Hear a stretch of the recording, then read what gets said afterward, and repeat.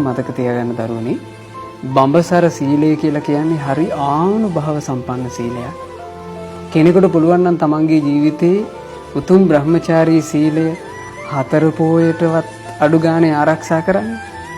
එහෙම නැත්නම් අඩුම තරමේ මාසෙකට එක දවසක් ප්‍රධාන පොයටවත් බඹසර සීල ආරක්ෂා කරන්න. හරි වටින ආනුභාව සම්පන්න සීලයක් උතුම් බ්‍රහ්මචාරී සීලය කියලා කියන්නේ. දරුවනේ කොහොමද බ්‍රහ්මචාරී සීලය සමාදන් වෙන්නේ? බුදුරජාන් වහන්සේ දේශනා කළා බ්‍රහ්මචාරී ජීවිතයෙන් වෙන් වෙලා බ්‍රහ්මචාරීව වාසය කරනවා. ලාමක දෙයක් වූ මෛථුනේ අත්හැර එයින් වෙන් වී වාසය කරනවා. බ්‍රහ්මචාරී කියලා කියන්නේ මොකද්ද? මෛථුන ධර්මයේ ලිංගික කටයුතු වලින් වෙන් වෙලා වාසය කිරීම.